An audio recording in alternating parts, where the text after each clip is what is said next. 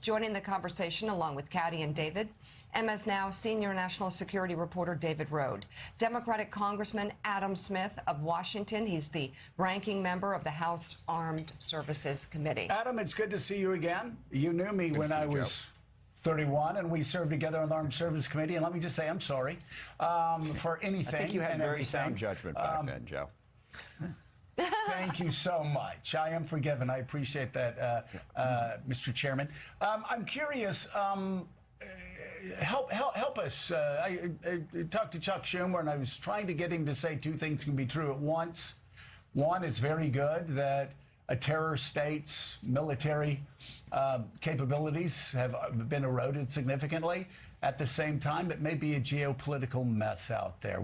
How do you balance those two things? Well, I think that is the exact point, is there are two separate sets of goals. I mean, there's been a lot of talk about how Trump has moved the goalpost. What's he really trying to accomplish? He says one thing, he says another. It's actually easy to break it down into two sets of goals. One, degrade Iran's military capability. Okay, and that's the Navy, the missiles, the missile launchers, the drones, presumably the nuclear program. And that basically involves our military identifying targets and taking them out. And they're very good at that, and they've done that very, very well. So when you hear from the administration or the Pentagon, we're ahead of schedule, we're meeting our goals, everything's great, that's what they're talking about.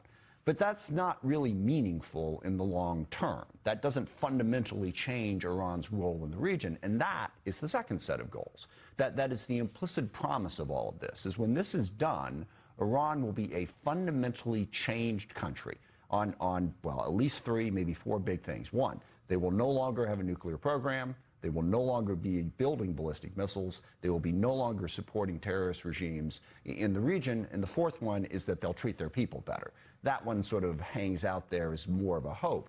But the first three, that's what would make a strategic difference. And that is where we're making no real progress on that fundamental strategic change. As I think you said earlier, now we've got Iran realizing that they can control the Strait of Hormuz. So we're not making progress on that, even as we are degrading them. But towards what point?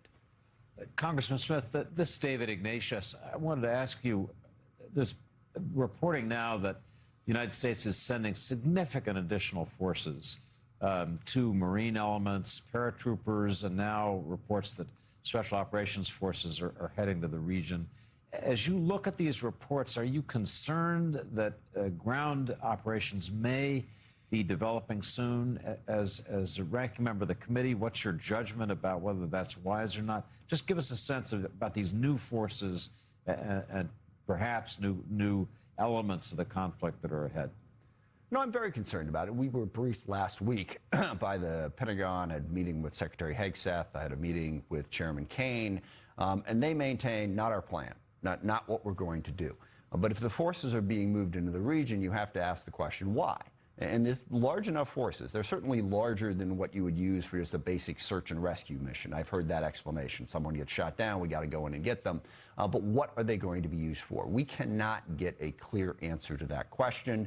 But why move them there if you're not going to use them? That's the question that really worries me. Congressman, over the weekend, the president spoke to the Financial Times and seemed to kind of be preparing people for the idea that there might be an assault on Kharg Island.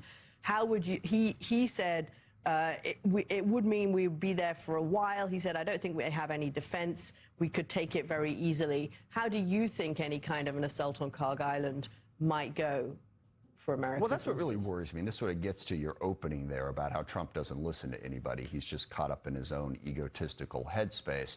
I think any military expert would tell you that is an incredibly risky operation. Taking it in the first place would be difficult, but then you've got we got our troops sitting on Kharg Island undefended. But I can see Trump deciding to do it and no one telling him what a bad idea it is.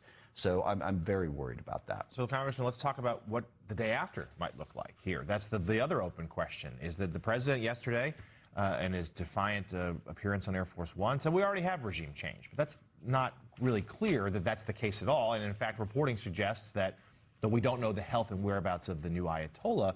But the Revolutionary Guard, the hardliners, are still very much in charge and don't seem willing, at least so far, to make any sort of concessions towards a brighter future for its people, to be sure, but even reopening the Strait of Hormuz. Yeah, no, that goes to the point of Trump just sort of imagining the world the way he wants it to be. I mean, technically he's right. They got a different leader.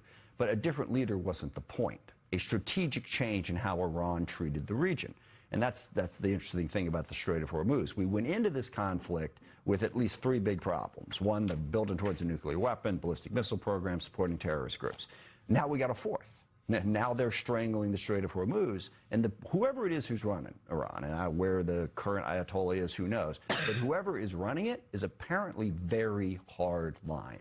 Dug in, determined to stick with the death to Israel, death to America, we're exporting, a revolution everywhere. They don't seem to have changed their policies except to harden even worse and to have discovered a new choke point on us. So don't forget about 13 service members have lost their lives, hundreds have been injured, thousands of civilians killed, gas prices skyrocketing, global economy collapse, all to wind up in a somewhat worse place with Iran than we were when we started this, except, okay, they got fewer missiles, but they still have enough to threaten. Congressman, I want to ask you about the Strait of Hormuz. In all your briefings, was there talk at all of